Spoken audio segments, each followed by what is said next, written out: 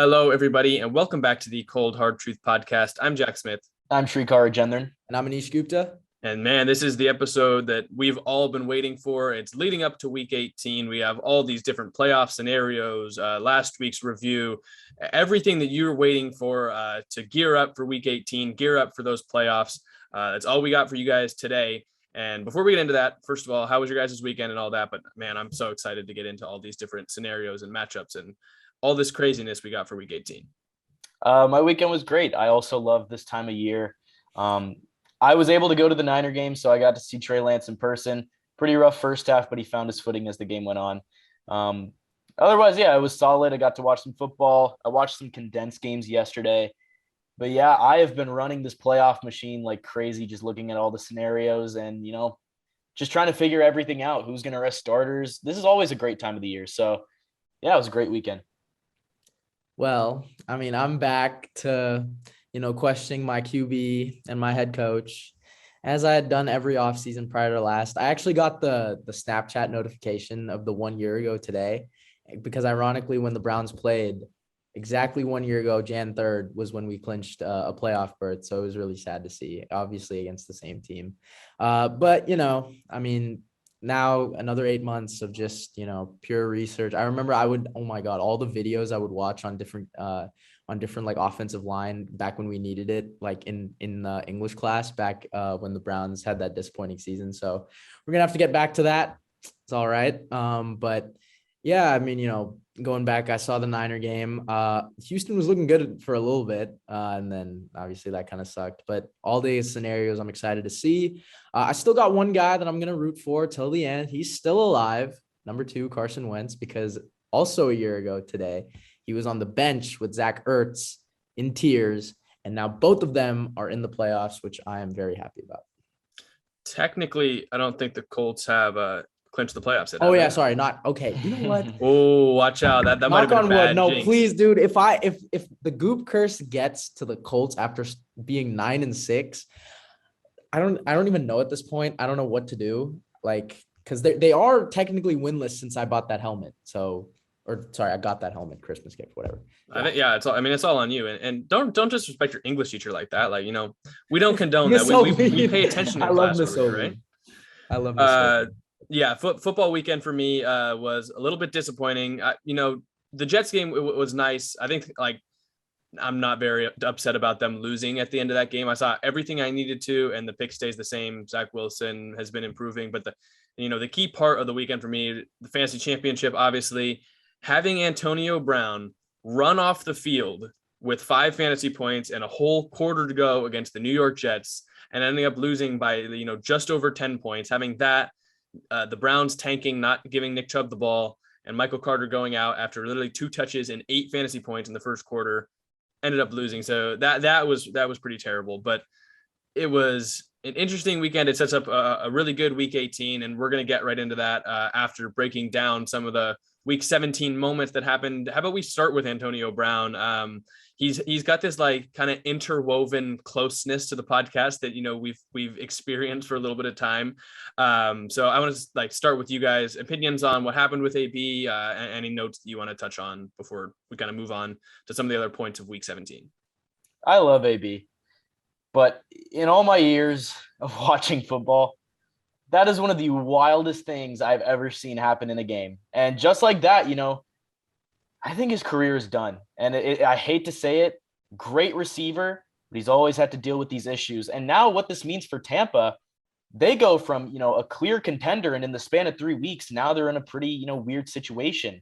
They're 12-4, they're the 3 seed, but, the injury bug is hitting them. Mike Evans is hurt, Leonard Fournette is hurt, and now you're without Brown. Godwin's out for the year with that torn ACL. So now if you're a defense in the playoffs, who knows when Fournette's going to be back? I think he will be back in January, but you can double Evans and you can shadow Gronk. And I think that's the way you can win games. It's still Tom Brady, so he's going to find a way, but I don't think it's as hard for defenses to kind of pick up on that. But back to Brown, this leaves a very, very weird legacy, I have to say, on his career. Amazing receiver. If I had to say, I think he's a Hall of Famer. I know some people disagree with that, but I think he's a Hall of Famer, and it's not the bias speaking. 7-time Pro Bowler, 4-time first-team All-Pro. He won a Super Bowl last year. But it sucks because it's all just going to be overshadowed by what's gone on with this Bucks tenure, what he was doing with the Raiders, his 2-week stay with the Pats. It's just so much. It's a circus, and unfortunately, he's one of the clown shows. So once one of the greats, but he's kind of descended into, as I said, this kind of carnival-esque sort of thing with all these antics going around. Yeah. So as Srikar said, I will always love AB because he was the first notable player that did, had any sort of interaction with our podcast. So that was really cool. But, seeing that, first of all, I was under the belief that AB was gone after the vaccination card because Arians clearly said one mistake and you're out, or one little thing and you're out. But obviously that was the week it happened, or he came back, was when Godwin, Evans, Fournette all got hurt. And then I was like, okay, they're going to, and Arians literally said, because of unforeseen circumstances, something around those words. I think I also mentioned it in an earlier episode. We're going to keep AB on the roster. So, I thought it was kind of inevitable, but, prior to that, right, prior to these two things, he really spent a full year, nothing. It was a full year of being good, right? Heard nothing wrong. And they won a Super Bowl together. He caught a touchdown in the Super Bowl. So it was looking well. And, I guess, these two outbursts, but the problem with it is, right, you have to look on what he's done previously, right? With the whole, wet feet, frostbite, the Facebook Live, Pittsburgh, right? And this is like 6 years ago, actually, or 5, I think. So it was 2016. So like, this was 5 years ago. This is like a span of 5 years of him doing this stuff, right? I'm not going to get into everything he's done, right? The allegations and the stuff with the Raiders, but we all know it. So, but as much as this has happened, like, I still think that there will be a team that gives him an offer. I just don't know if it'll, really set true in stone, but I can't fully say his career is over just because, again, it is the NFL. We've seen guys like Josh Gordon be in and out of teams, like literally for the last 6 years. So I just don't know. And I don't like it as much as I love AB. I don't think he deserves really another shot at playing for a team just because of, again, the narratives that he brings. But, time will tell with that, because he's, again, as much as it really sucks because he still can play at just an elite level. And in the years I've watched football in real time, I think he's been the best receiver I've ever seen. I think he's had the best prime I've ever watched in real time. So that really sucks. And then I know how Shriek brought it back to the Bucks.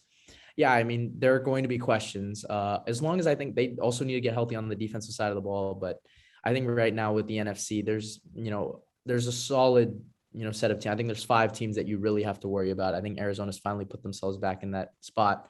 So I think only time will tell with Tampa Bay. It sucks that they won't get the 1 seed, but they've got Tom Brady, and I will always put my chips down on him. So I think that's kind of my take on the Antonio Brown saga. It really sucks.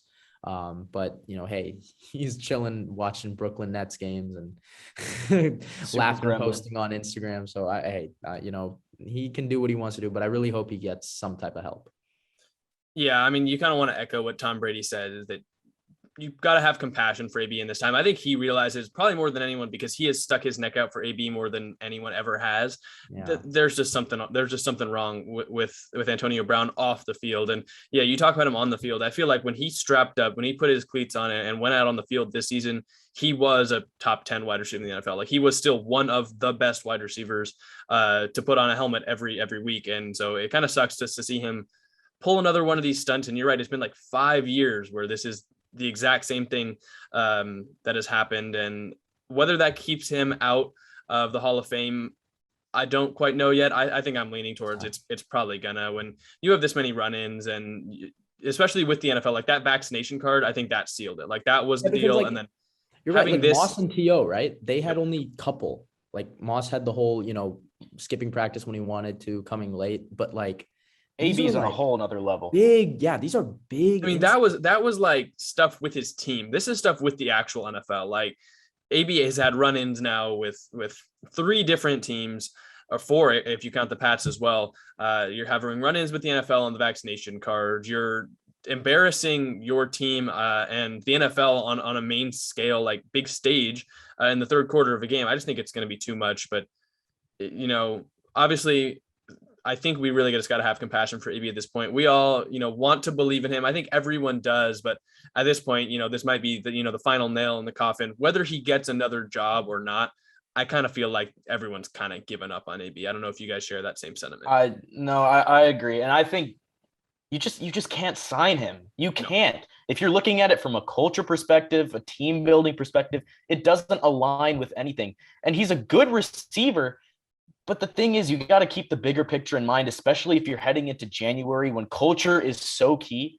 I don't think Antonio Brown is going to fit into any contender's plans. I mean, maybe the Rams because, it's the Rams. But I just don't see a team picking him up. And if they do, I'd have to disagree with it. I don't think he fits in with the Rams. I mean, with Cup. No, he didn't. And I was saying it as a joke. Yeah, we are the cold hard truth podcast, and the NFL is a cold hard league. Like they are very, they're very cutthroat. So the problem is, right? Like with production, we've never seen a guy with this type of production do it. Even Josh Gordon, with all the things he had, right? He only had 1 year to back himself on. This guy has literally a top 10 resume ever for a receiver. So it's like, it's so hard to deny, but, you can always bring up the arguments, as I was mentioning earlier, right? Like 2 of the top 3 receivers that we classify, to represent the NFL history have had constant, like T.O. had also his fair share of moments with like the Eagles, the Niners, and the Cowboys, right? And Randy Moss with the Raiders, even Minnesota, right? So, it's not like these guys were perfect, but as Jack mentioned, these are things that have spanned beyond the team, right? Like, again, vaccination card, I think it's a federal offense because it's a type of identity theft. And then also, right, sexual assault allegations that occurred while he was in New England. It's very, very hard, to kind of escape all of that. And it's become now a part of his persona. And I don't know whether to really credit it to everyone's crediting it to the Perfect hit and saying, it's all only because of CT. He had locker room problems in Central Michigan. Like this was on his draft profile. So he's always been a strong-headed guy, and right, like he got frustrated when he didn't win team MVP because Juju did, right? And that caused him to literally skip a game.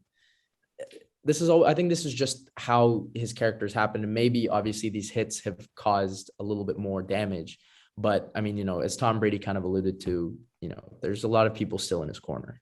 Well, it's 2 things. One, I'm not going to say it's mental health issues because I can't diagnose that. No one can. You can't. And then 2, they only diagnose CTE after you pass away. So I think when you're alive, you can't really put it on that either. So just my 2 cents on that. Yeah, it's something that we'll see how it all plays out. Obviously, it's an unfortunate incident. Let's stay in the NFC, go to the kind of the other big news in the NFC this week, which was the Cardinals beating the Cowboys and really vaulting themselves, back into the conversation of a Super Bowl contender, an NFC contender. And now they're in actually a pretty good position if they win and the Niners lose, or the Niners beat the Rams, to win the NFC West. So what were you guys' takeaways from that game? Impressed by the Cardinals? Disappointed with the Cowboys? What do you guys think? I think I'm impressed by the Cardinals, and I don't think this changes my perspective on the Cowboys, except for the fact that I think they are going to be one of the more vulnerable teams out of, the top dogs in the NFC. I think for the Cardinals, obviously it keeps them in the NFC West race, but it does a great deal for your morale as well, because the Cardinals, they were sinking, but you beat a good team on the road like Dallas. I mean, that should do wonders for them as you're heading into January. If you're playing the Bucs, the Rams, or the Cowboys on the road again in 2 weeks, that's going to do a good deal for you. And DeAndre Hopkins is going to come back in the playoffs too. So I think they're back to looking dangerous. But as I said, for Dallas, I don't think it's going to change much. They weren't going to get the top seed in the NFC, but they do drop from the 2nd spot, I believe. So I think they're 4th or 5th. I think the big difference is just going from 2 guaranteed home games to 1. And the NFC East wasn't really in question for a while.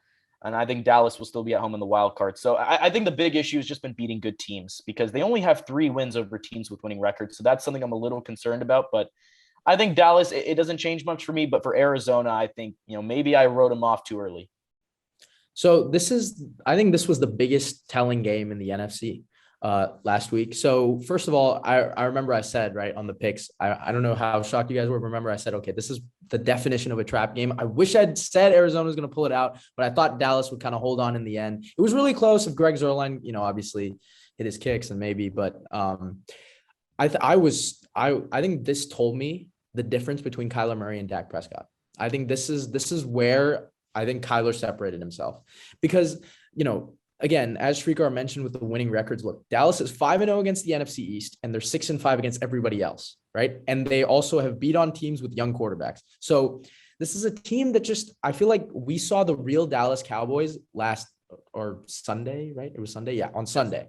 That's the real team. It's too volatile. I'm going to use that V word instead of vulnerable. I think volatile is a better word because you just don't know what you're getting sometimes, right? On the one hand, they look incredibly good against Atlanta, and then another week they look trash against Denver. So I just don't know what I'm getting half the time. And also with Dak Prescott, you have all these weapons. I know Gallup tore his ACL, but you have all these guys, Amari Cooper and CeeDee Lamb, who people consider to be, top 10, 15 guys, right? And constant letdown.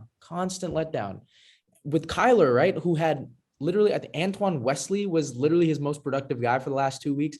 This guy on third down was making all the plays that he needed to. And that's it's demoralizing for a defense. And it's extremely optimistic building for your offense. I don't even know what the word is, but it just helps your offense a lot. And I think that's where the difference is. I think that's why Kyler is I would rather have Kyler Murray than Dak Prescott. That is my reason. I just think, Colin Cowherd said Dak Prescott is a B+ quarterback. I agree with that. I totally agree. He'll have his moments, but he'll also have his really, his sinker moments. So, and you just can't win with I just don't think you can win with a guy like Dak and Mike McCarthy, that combo. I just don't think, that's why when we were talking about potential takeaways, I thought, you need those two locked up, quarterback and coach, to really do something. And I think the best part about, as Jack mentioned, was Cliff and Kyler really erased that narrative that, hey, they can't win late games or late season, right? You saw Cliff get so excited, when they won that game because the NFL, I'm telling you, is all about narratives. And once you kind of, change them or erase them or build new ones, it's a huge, huge thing for, trends. And I think the Cardinals finally erased that. And I'm so glad they did, because now I think I'm confident and comfortable in saying they are one of the 5 teams that I will give a shot to represent the NFC.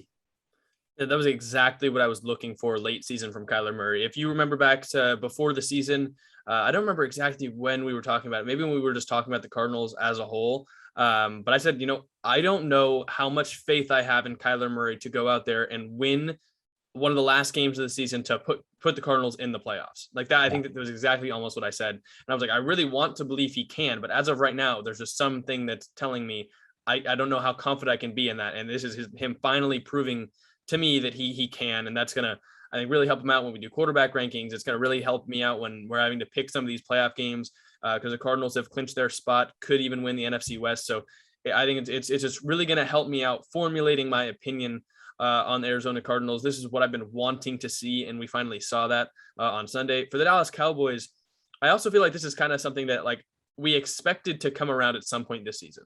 We expected, their preseason, what we thought of them, to kind of catch up with them. A game where they're often just kind of sputtered, and it's sputtering for no, reason you can, point your finger at. They've got tons of weapons. They still have Ezekiel Elliott, Tony Pollard, CeeDee Lamb, Dalton Schultz, Amari Cooper, a really solid offensive line, Dak Prescott. There's no reason for their offense to be sputtering this late into the season in a game that was so important to them.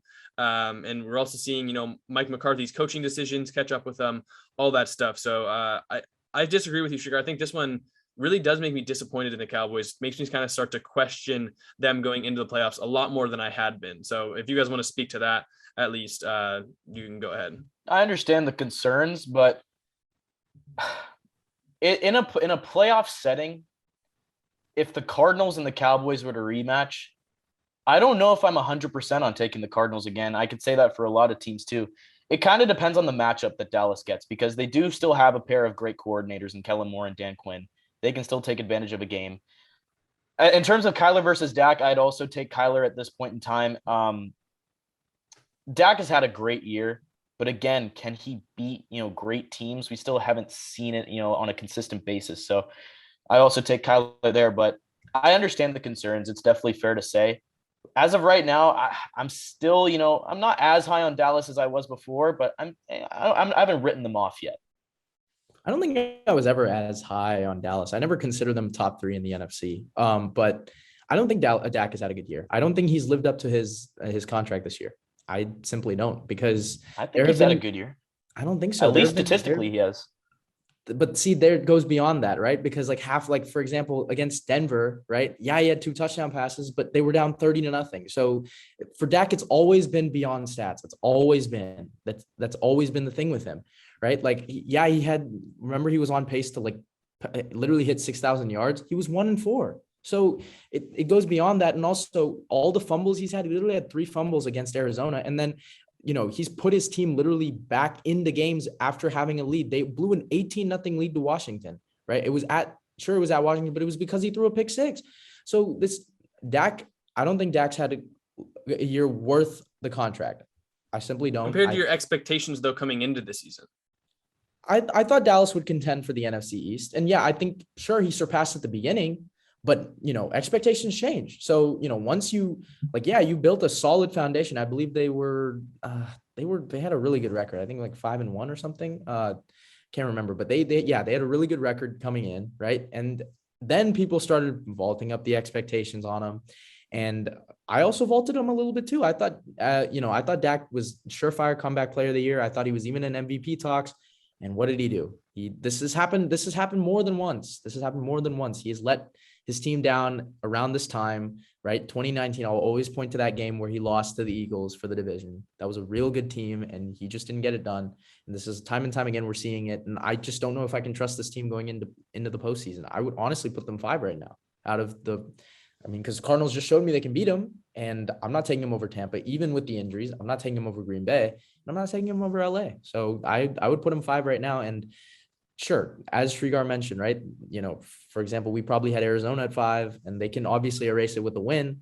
But I just don't think, on the offensive side of the ball, Dallas has actually shown me enough, especially last few weeks. I think I definitely agree with that. I feel like of the 4 division winners, I feel like the Cowboys would be the most likely team I would think to get upset in round 1. That's what I mean by the most vulnerable. I think out of all the division winners, they are. Yeah, I agree. Let's switch it over to the AFC before getting into some of these playoff scenarios and breaking down week 18. The Chiefs and the Bengals was a huge matchup, and I think we got treated with maybe the best game of the season. Do you guys want to speak to what happened? Anish, I know you're chomping at the bit to talk about Joe Burrow. Let's get into some Chiefs and Bengals.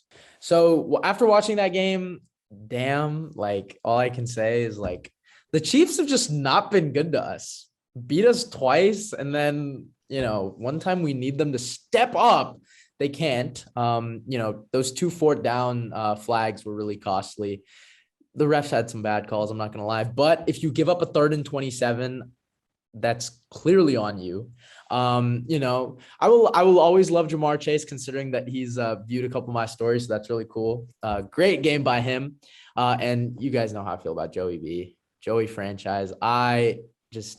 He's getting up there for one of my favorite guys to watch. This guy is incredible. And look at literally watch sometimes where literally his pocket will collapse within a second and he'll still find a way to make a play. I think I told you guys this, beginning of this year, right? I felt like he would convert every 3rd or 4th down needed, right? I just, every game I watched last year, his rookie year, and he's doing it again. And I cannot believe that this guy is already, franchise altering his 2nd year. Can I put him in elite status? I don't know. I really want to. I would take him over Dak, as I think Jack asked me last week. I would take him over Kyler. I would take him over Lamar. I would take him over Tannehill. I would take him over Stafford. Herbert, they're neck and neck for me. I think it's going to come down to these next 2 weeks for those. Yeah, 2. You're right. They're real neck and neck now. I don't think both of them make the playoffs and get through round 1. So I feel like I'm going to give the title to whoever goes the furthest. One of them is going to because who knows? Maybe they might even play each other, right? Because I think the Chargers can go all the way up to 6, and I think the Bengals will probably stay at 3, if I'm not mistaken. Mm-hmm. The most probable matchup right now is Bengals-Colts. Yeah, that game was going to be a great game. What? So I have to pick, dude. That would be an awesome game. I want that to happen. I want Bengals Chargers. I want that. I want Bengals Chargers. I don't want Bengals Patriots. That's what I don't want to happen. Yeah, I don't want that. I feel like that's gonna be like boring as hell. That is Well, gonna be yeah, so and you boring. know the Patriots would win. Actually, I don't know. I don't know about that.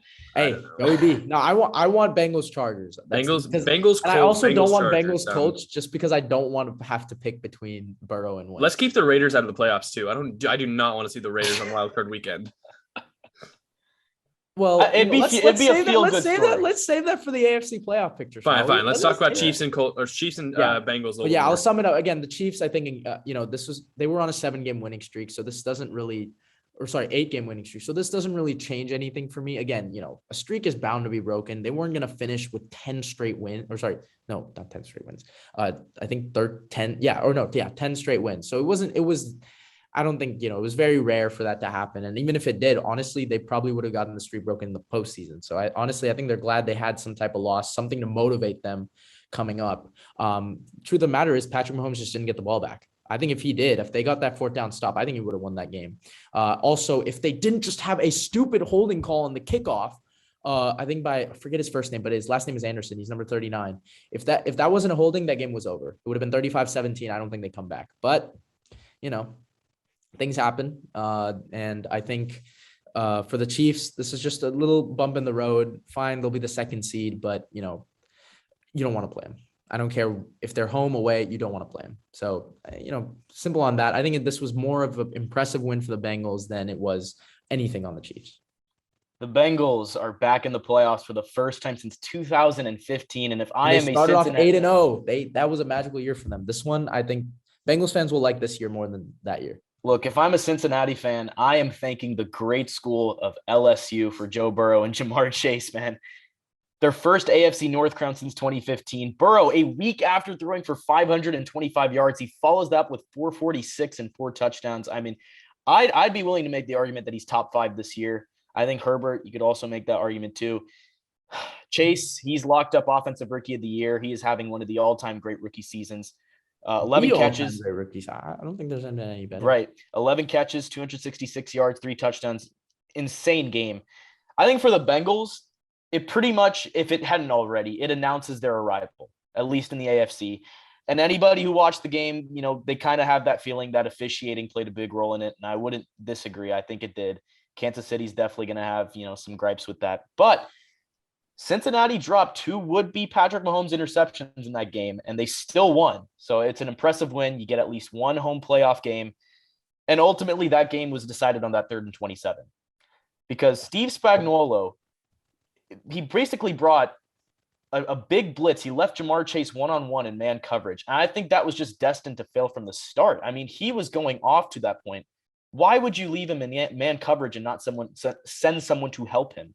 And I think that, they gave up 30 more yards to Chase, and, that effectively ended the game. So for the Chiefs, it is, a bitter loss. They had 3 14-point leads in that game, and they couldn't capitalize.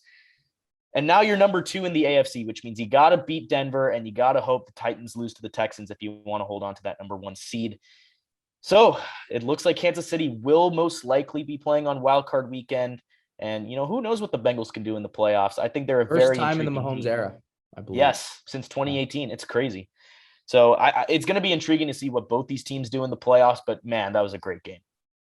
Yeah, stop me. I want to make a statement. Stop me if you disagree. I think Joe Burrow has been maybe the most impressive player, to me at least, in the NFL this season. Because there's people that you expect, to go out and impress you. Aaron Rodgers, Aaron Donald, TJ Watt. I feel like Joe Burrow has completely come onto the scene and, in my opinion, impressed me more than any other player has this year. The only one I was kind of thinking about I would agree. I'm not stopping you. Maybe Micah Parsons was that one that I'm like, you know what? I was not expecting this, coming out as a rookie, being arguably maybe the defensive player of the year. He's the only one that I think I would be like going back and forth on. Cup and JT don't have any say in that. Well, here's the thing. Burrow was coming off that injury. No one expected it. I said that they, in the preseason, I said they were rushing him back. I thought they should have waited till. And I was really nervous about the offensive line. I was nervous about him re-injuring himself after those reports coming back from camp. But, Kupp and Jonathan Taylor. I think Jonathan Taylor, we expected a breakout. Maybe not this much, but not to this extent. Leaned on him pretty heavily. I guess Kupp, I would also go there. But we had seen flashes from him of being a great wide receiver. Obviously not at this level, but people were worried about Joe Burrow. I was worried about Joe Burrow coming into the season, not for reasons because I didn't think he had the potential to be good, but just because of the circumstances surrounding, his comeback from injury. He's absolutely turned it on these last couple of weeks down the stretch of this season.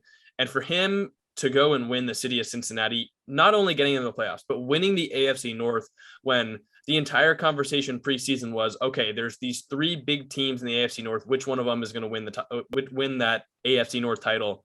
And the Bengals come all the way from down in the depths at number 4 to going and winning the AFC North. Absolutely incredible what we've witnessed from Joe Burrow in this Bengals squad. And I think you're right. They have announced themselves as like a clear contender. And I'd be scared to play them in the playoffs, especially if Burrow is going to be this hot.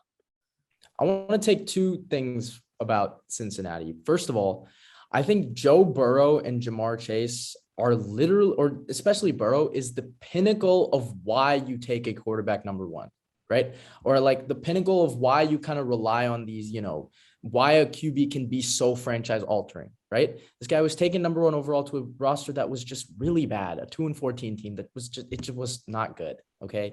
And he comes in literally 2 years. And now this is a core that is going to be there for 10 plus years. I mean, you're talking about Burrow and Chase. They're going to be a scary combo for the next decade, right? We already know Mahomes is there for the next decade. Herbert is there for the next decade, right? They had announced themselves. Now we got another one of these guys, right? I mean, Lamar, I think is still going to be there, and still be at a productive level. So, there's another one of these. And that is why you take a quarter. That is why we emphasize quarterbacks so much in this league. It's because of what they can do like this.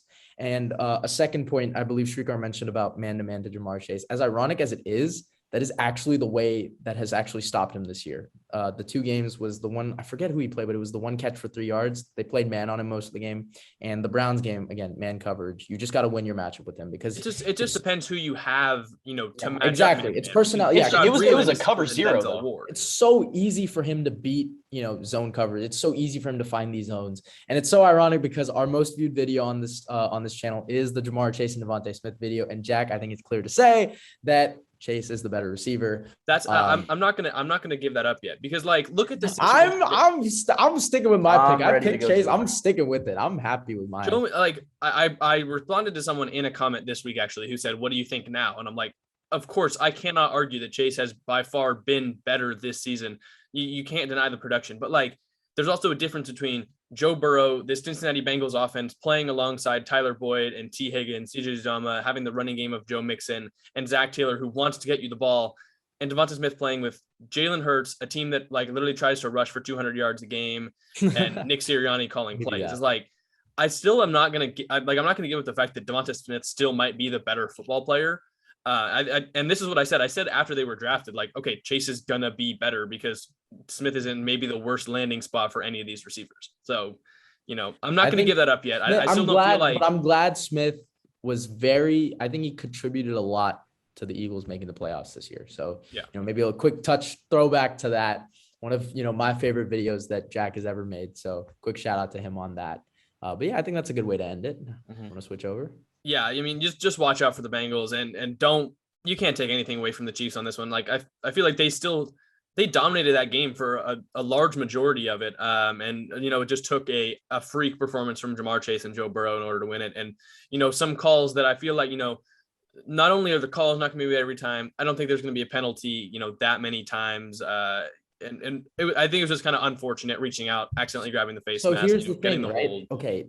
We're saying you don't want to play Cincinnati in the playoffs, but we're also saying it took that type of performance just to beat a Kansas City. So I know, but the Kansas City is the top of the NFL. Exactly. So, I mean, I just don't, that's the problem. Come playoff time, as much as I love them, right? And as much as we're gassing them up right now, I don't know if they can do it again, especially if they have to go at Kansas City. They're a very young team too. Yeah, exactly. In the playoffs, I don't know how much you can trust what they're capable of. That's why I think the biggest takeaway for me was they represent what it means to take a QB number 1 overall. They represent what it means for a QB to be franchise altering. He has changed the entire course of this team, right? As soon as Andy Dalton left, because he was a franchise QB for a solid 5 years, made the playoffs every year that from 2011 to 15.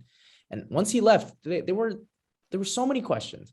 He has literally changed the entire course of this franchise for years to come. And they can only be, ecstatic about it. Yeah, I feel like when I say you don't want to play in the playoffs, I'm mostly talking about wild card weekend. Like, I'd love to draw the Raiders in the playoffs. I'd love to draw the Saints if they end up making it. We talked about the Bears last year making it into the playoffs. Yeah. But the Bengals, That like, was one we were like, just, yeah. no matter who you are, you don't want to line up with them in wild card weekend. So I think that's mostly what I'm talking about. But you guys ready to kind of get into those playoff scenarios? Let's do it. Yeah, let's start with the NFC just because it is a much easier discussion than when we get to the AFC. Right now, we have 6 of the 7 playoff teams finalized. That's the Packers, who've already clinched the 1 seed, clinched the NFC North. We have the Cowboys, won the NFC East. Tampa Bay Buccaneers won the NFC South. NFC West still up in the air between the Rams and the Cardinals. Both have clinched the playoff spot, and the Eagles have also clinched a playoff berth. The only other 2 teams that can get into the playoffs of New Orleans Saints and the San Francisco 49ers. Srikar, you've been nervous, I know, for the last couple of days because of, what this means for the San Francisco 49ers. Do you want to start us off, get into some of these scenarios and kind of what you're thinking might happen come week 18 and who gets that last playoff spot? Yep. So 3 divisions are wrapped up. 6 of the 7 spots have basically been clinched. The NFC West, obviously, still the outlier. With a win, the Rams are going to take the division, with Arizona being in that 5 seed. If the Cardinals win and the Rams lose, Arizona is going to win the West, and LA is going to take that 5 seed. So there's going to be intrigue there. But man, with the Niners, for San Francisco, it's winning in. But the Niners can still make the playoffs if they lose. But the Falcons beat the Saints in Atlanta, which is plausible. It could happen. If the Saints win and the Niners don't, the tiebreaker goes to New Orleans and the Niners miss the playoffs. And if the Niners get into the playoffs, they'll be the 6th seed. If the Saints get into the playoffs, they'll be the 7th seed. Yep. So I think it doesn't seem like, well, for me, it's a lot, but there's only really 2 situations that have to be figured out in the NFC. I think the AFC is definitely a lot more chaotic with a lot more, what if scenarios, but these are going to be some very, very, very high pressure situations. And they're both going to be good games. The Rams and the Niners. Saints and the Falcons is not as intriguing, but I still think, anything could happen in that game, especially with Taysom starting. So lots of interesting scenarios. And I don't know. I'm very nervous as a Niner fan. You know who I'm kind of rooting for here. Yeah. Look, okay, I love Debo. Don't get me wrong, but it would be so funny because you don't understand how many Niner fans, I have back home that have just absolutely dogged on me for the Browns. So it'd be really nice for me to kind of give all that back on this team that has had the easiest non-division schedule in football. But as Srikar alluded to, right, there's really only 2 things we need to worry about here: the NFC West and the Niners Saints. Let's be real, the Niners would be a much more dangerous team, right? Yes. But they are presented with a very legit circumstance to be put out because, the Saints do have a team in Atlanta that doesn't have Calvin Ridley, so they're going to put Marshawn Lattimore on probably Russell Gage, and, I'm pretty sure Marshawn Lattimore can do his thing there. We'll see how Kyle Pitts does. He's quietly had 1,000-yard season, and I know he's been great. Yeah, he's been pretty good, and I and put Calvin Ridley next to him. I think that's a dangerous kind of tandem.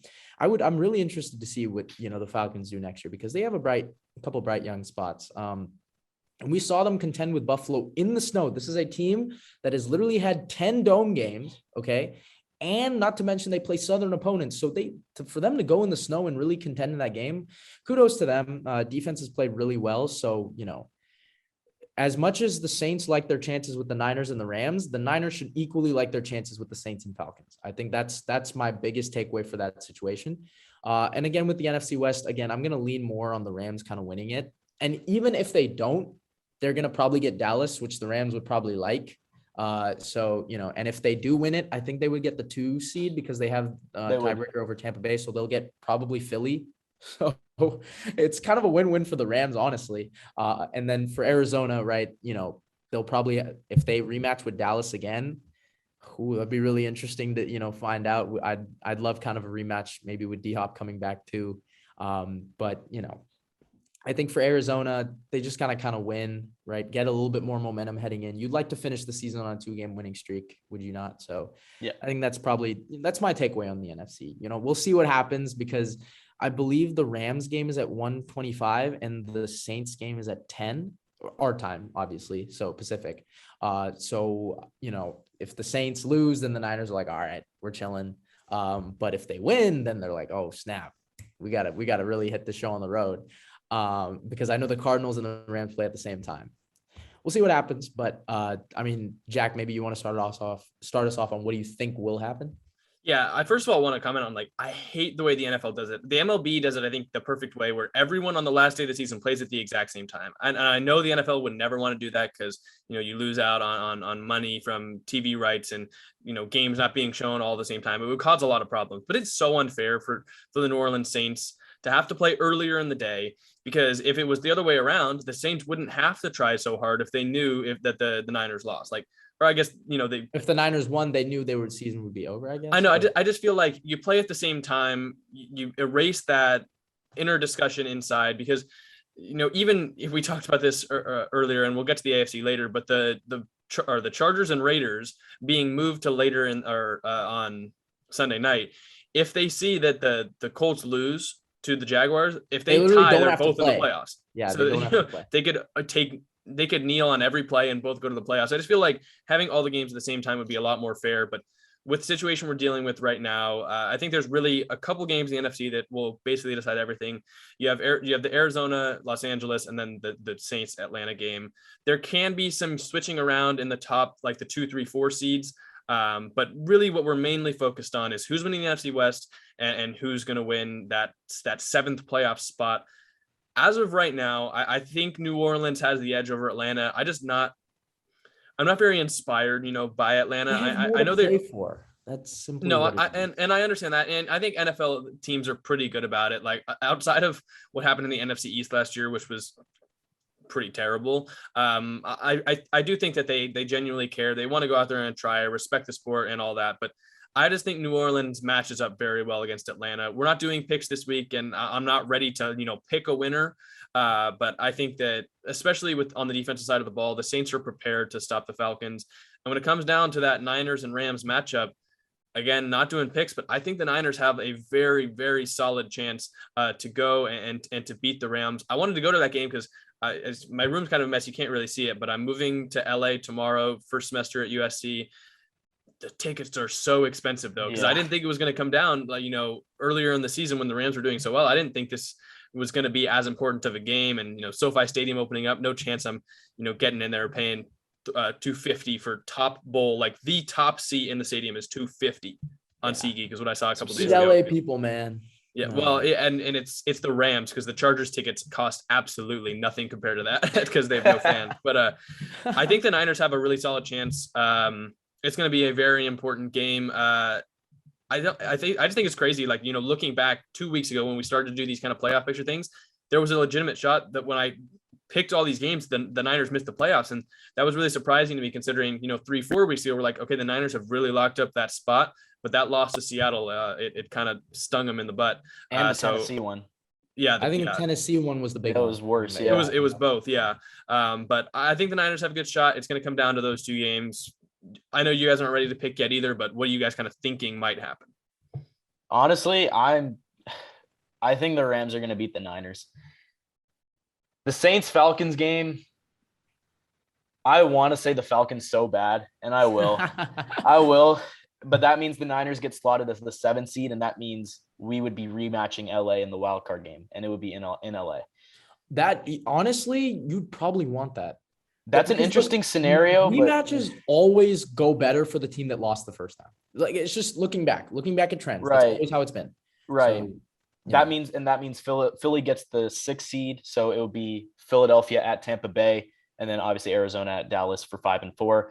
Green Bay's locked up that bye already. So yeah, it's going to be an interesting scenario. No, hold on. If Philly loses to Dallas and you lose also, you get 6 because you have. Yeah, but I have Philly beating Dallas right now.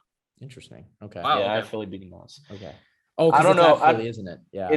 It's at Philly, and I don't know what the situation is going to be like. It obviously all of this stuff could change. So it's a weird Dallas scenario. has a shot at the 2, right? I think for Dallas to get the 2, they need Tampa and the Rams to lose though. Well, the Cardinals would slot in above the Cowboys, right? Oh, then no. They need all 3 to lose. So yeah, I don't think if Dallas wins, they stay at. If Dallas wins, Dallas can't get 2 anymore just because they. If the Cardinals, Rams, and Buccaneers all lost, then they get it. Yeah, then they get it. Yeah, but again, I don't think that's going to happen. That's far reaching. Dallas, I mean, they have something to play for. It'll be interesting. That's why we don't want to pick games yet, is because we just don't know, what teams are going to rest, what teams might, only go a half. We're not completely sure yet. I'm hoping the Niners make it, because I think that just makes the playoffs so much more entertaining. Yeah, I feel like the Saints, if you draw the Saints, like I know they've given some problem to the Bucks, and their defense can, Could really you impact the imagine if playoff it was matchup. Bucks Saints? Could you imagine? If it Taysom was- Hill, baby. Well, okay, Because- I'll say this. I want to say this one thing though. For Philly, I don't think we've talked about it. I've been, remember we did a Jalen Hurts stock up or stock down. I remember Jack said he gave up on it prior to the season. I'm glad I stuck with it, because I loved what Nick Sirianni has done. I am so impressed, and oh God, I'm so glad I made that Devontae Smith video, because I got to see how good, Nick Sirianni could be with this team. And also the fact is they've been so impressive. Kudos to Jalen Hurts. And honestly, I don't think they're the easiest out either. But also, if Jalen Reagor had caught one of the 2 game-winning throws against New York, Week 18 would have been for the division. Yep. Which really sucks. It would have been at Philly. Or if they didn't get embarrassed by Dallas in that primetime game. Yeah, well, I think no, but if Philly beats Dallas Week 18, they would have gotten the division, which really sucks. I think Hurts should get another look going into the future, though. They should try and build around him with those picks. He's 100%. I would, as of right now, like if this was his contract year, I would have given it to him. Yeah, I mean, this offense has been short on weapons, and he's still taking them to the playoffs. I mean, what he's done is impressive. Also, what Sirianni's done is impressive. Combinations with Lane Johnson being in and out, right? And you lost your left tackle in Peters. Look, impressive. But yeah, I think that's a good wrap up. I mean, I didn't give my prediction on the. I mean, look.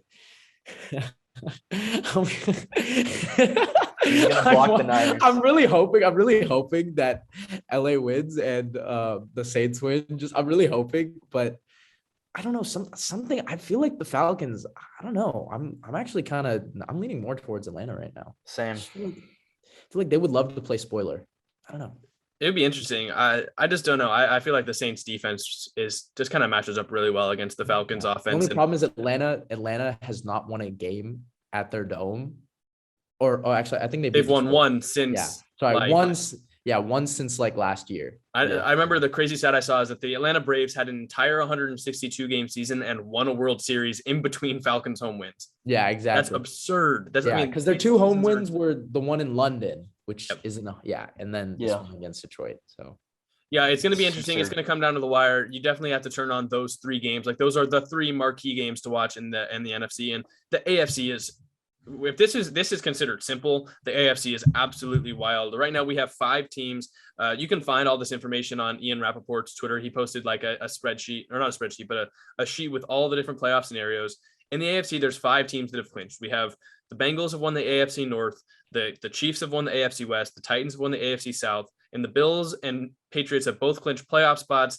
And the AFC East is still up in the air, as is the 1 seed, which is something we can't quite say about the AFC or the NFC. There are, I'm pretty sure, 4 or 5. I don't know if all 5 have a chance at the 1. I know that all the teams except the Bills do. I don't quite remember whether the Bills have a shot at the 1. They don't. They don't. Okay, so Tennessee, if they win, they've got the 1 seed. And they're playing the Texans, so they should be liking their chances, but they did choke. Last time it came to that. If they lose and the Chiefs win, the Chiefs have the 1 seed. I think if they lose and the Chiefs lose and the Bengals win, the Bengals have the 1 seed. And if all 3 of them lose and the Patriots win, I think the Patriots have the 1 seed. Yeah. And they need the Bills to lose as well. And the Bills to lose as well. Yeah. So that does mean that the Bills would have the 1, right? No. Bills don't have a shot. They don't have the tiebreaker over Tennessee. I'm just wondering. Oh yeah, they're a game back. Right. They're a game back. Mm-hmm. You're right. Yeah. So then it just comes down to there's a couple teams. Let's talk through first of all. The 2 extra playoff spots that can be claimed by this handful of teams. We've got the Ravens, the Ravens, the Colts, Colts, Raiders, the Chargers, the Steelers, and I think that's it. Yeah, that's it. Let's start with the Steelers because I think it's pretty outlandish. I think we can kind of all agree it's probably not going to happen. They would need themselves to win. They need the Indianapolis to lose, and they need the Las Vegas and the Chargers game to not end in a tie. a lot of the AFC matchups that we're going to talk about comes down to that Colts and Jaguars game. And I mean, I think we all share the same opinion. While it is a pretty important game for, how all the stuff plays out and a lot of scenarios rely on it, there's no chance that the Jaguars come out and beat the Colts. Hey, don't say no chance. Don't do this. Don't do this. They haven't beaten Jacksonville in there since 2014. I'm not saying no chance. I mean, they haven't had Carson Wentz before, so fair. But look, the Jaguars don't want to win right now. They're not a good football team. They've been playing like easily the worst team in the NFL for the second half of the season, if not longer. I say, for the sakes of this argument, while we can entertain the ideas that, a team like Pittsburgh could sneak in with an Indianapolis loss, I think we're all pretty sure it's not going to happen, right? I think the Ravens also need that, right? Yeah. Ravens need a win. They need the Chargers to lose to the Raiders. They need the Colts to lose to the Jags, and then they need the Dolphins to lose to the Pats. So they need a lot. It's a Baltimore win, a Chargers loss, an Indy loss, and a Miami loss or tie in order to sneak in. I think that would get them the 7 seed. Which honestly isn't that. It could happen, but again, it relies on the Colts. Again, it's like I can see the Chargers losing. I probably think Miami will lose to New England, but it's just that Indianapolis loss, and it's not even a guarantee that Baltimore can go out and win. They're playing Pittsburgh. Yeah, I'm not quite sure. That game, but that game, whoever wins that one or whoever loses that one automatically out. And they'll turn on that Indianapolis game and hope Indianapolis can pull it off. Again, like we said, not sure it's quite going to happen. The other team looking to clinch is that Colts team. I believe if they win, they are in. Or winning in. Or if the Chargers lose and the Baltimore and Pittsburgh ties, they're in. And if the Chargers lose, Pittsburgh loses, and Miami wins, then the Colts are in. Yeah, so they've got I think they've got like a 7. Yeah, but they're just gonna. I think it's gonna be winning in for them. Yeah, so I think they slot in pretty confidently as that 6th seed, and then you're going down to that 7th, and I think if Indianapolis wins, then the 7th seed is going to come down to the Chargers and Raiders on Sunday night. We're not doing picks. Why they put it there at 5:20 our time. We're not doing picks, but what are you guys feeling for that game? Oh man, you know what? I have no idea who's going to win that game. Literally anything could happen. It would not shock me. But I think the stakes are it's crazy. Raiders win. They're in the playoffs for only the 2nd time since 2002, which is wild to me. Los Angeles, I was telling Jack this earlier. I think they're the AFC version of the Vikings, just slightly more talented. They have been a weird team all year. They've beaten the Chiefs and the Bengals, but they've also lost to the Broncos and the Texans. So I don't know. They're 9-7. Justin Herbert has a chance to reach his first playoffs, or they could, fall apart in Vegas, call it a season. Anything could happen. And obviously there's a lot of narratives going around coaches and quarterbacks, I think mainly because for Derek Carr, this would be a great shining moment amidst all that chaos that is going on in Las Vegas, because they've gone through it all this season. They started hot. They went on a skid. They've dealt with an unreal amount of disarray through it all. If Las Vegas gets into the playoffs, I give a lot of credit to Derek Carr and his ability to lead. He's done it so well for months. He's been an amazing leader. And it'll also be the first time Carr starts a playoff game, barring injury. Hopefully nothing happens, but this would be his first playoff start because 2016 it was Matt McGloin. Yep. And then there's Rich Bisaccia, the interim head coach. If he wins this game, I think you can remove that interim tag off, because I think they should give him another year. The amount of adversity that he's had to overcome with this team and still being able to make the playoffs when, they were down in the dumps mentally, you could even say physically, they were down in the dumps. How can you go in another direction? I think be a very impressive win. I think there's a lot riding on this game, obviously, but it should be interesting to watch. As of right now, I think I'm going to take the Chargers, which in my playoff machine, it sets up a matchup with the Chiefs, which is actually going to be a great game. That's what I want to happen. City. I want to see Chargers Chiefs. Hey, I wouldn't be shocked if Los Angeles actually upset. Because then that's Chargers Chiefs, Bills Patriots, and Bengals Colts, right? I'd love all those matchups. I think that's the best possible AFC wildcard. I would love that. And New England and Buffalo, obviously that divisional matchup. Colts and Bengals. Got some bad blood too, especially with the Hyde and Boyer tandem. Mm-hmm. I think it's awesome. And Tennessee gets that extra week off. Obviously, maybe they can get a little healthier and make a run. Especially with Derrick Henry practicing today. Mm-hmm. Here's what I'm hoping. Well, obviously, the Browns are kind of out of it. I think the Ravens and Steelers don't have a shot. I'm really hoping Wentz can pull it off and get a playoff berth and finally play in a playoff game. Literally, like, it sucks how his, kind of luck has been. But yeah, I'm hoping that he can erase that with Indy, his first year, which is really incredible. I don't care, what you guys think about to do that his first year with having surgery in August. I think that's a, hat off to him. For the Raiders Chargers, look, the Raiders, again, Srikar already took, I think, all the words out of my mouth. I said it too, right? For all the adversity that Derek Carr has dealt with, this is just incredible. If they lose, though, should the Raiders consider maybe moving off of him? Like, I just don't, I don't know, right? Yeah, it could be his key marquee moment, where he breaks out, or his fall down moment, right? Exactly. It could be his last ever game as a Raider. This is the biggest game he's ever played because he never got the opportunity back in 2016. So this is his biggest game of his career. Let's see how it does. And then also same for Herbert. This is his also biggest game of his career. And, I am also hoping the Chargers win just because I want a shot at Derek Carr because you guys know I've come to like him a lot this year. But again, for the Colts, as you said, all the matchups, oh my God, each one has its own storyline with it. And each one you could see either side, road or home team win. Literally, it would be incredible to watch. But yeah, I think we can rely on the Colts winning, and I think for the Raiders too, they have a real shot though because Derek Carr in the final 2 minutes is like a godsend. I just don't get every time he's been asked to do a game-winning drive throughout his career. Like I have literally never seen him fail. Like it's been incredible to witness. So he's a very clutch guy and put some great touch on those balls. And Hunter Renfrow, man. God, I love him. But time will tell. I'm also leaning Chargers right now. So hopefully those matchups happen. But yeah, I'll let Jack round it out. Yeah, I agree with both of you. I'm leaning Chargers.